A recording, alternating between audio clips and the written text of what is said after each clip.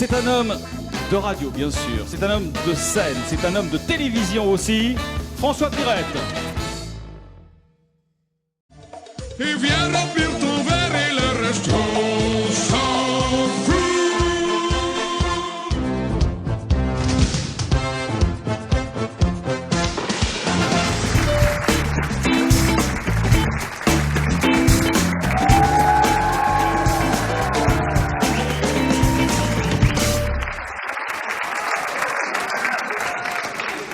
Merci, merci les amis. Oh, je ne m'attendais pas du tout à cette victoire. D'ailleurs, je n'ai rien préparé.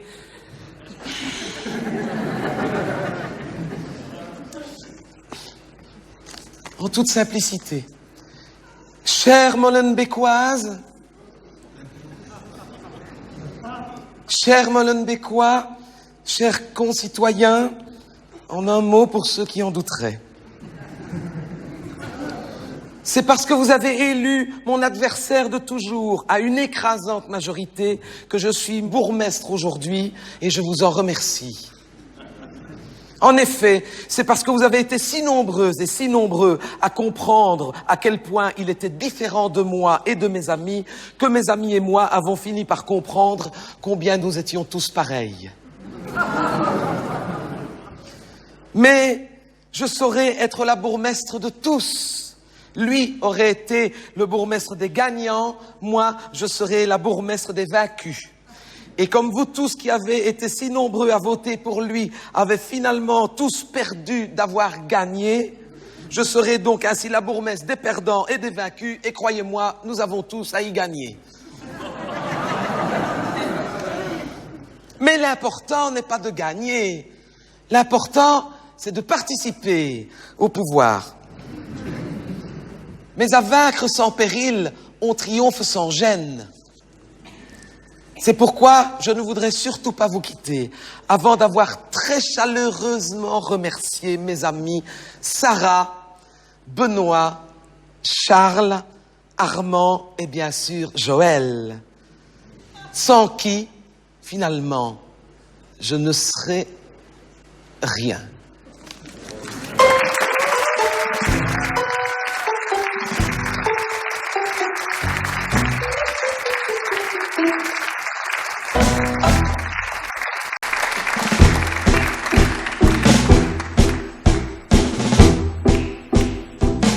Elle s'appelait Françoise, elle était molenbeekoise, elle avait de longues dents, comme celles du loup en mer grand déguisé.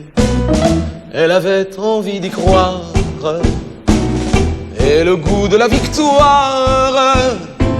Mais le soir des élections, l'électeur lui a dit non, préférant sans concession la crinière du vieux lion à son petit carré blond. Que la vanille de Françoise n'a rien à faire d'un scrutin.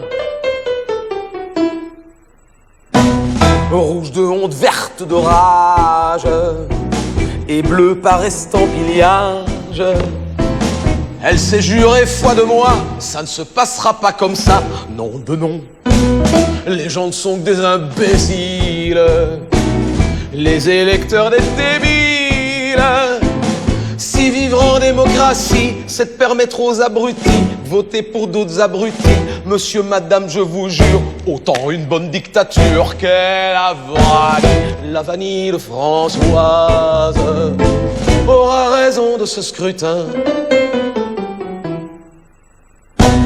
Et bien qu'avaient parlé les urnes, il y eut un tripot nocturne.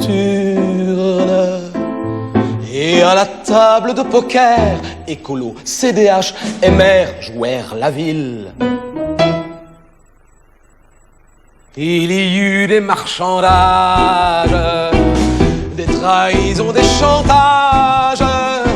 Et au petit matin venu, tout le monde s'était entendu. Le vainqueur serait vaincu, l'électeur serait cocu. Mais ça, on s'assoirait dessus.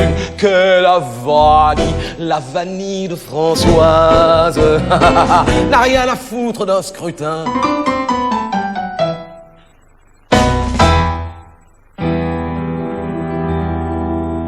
C'est donc à cause de sa victoire qu'un vieux lion est mort ce soir, et que dans sa blanche crinière, il est parti noble et fier, résigné.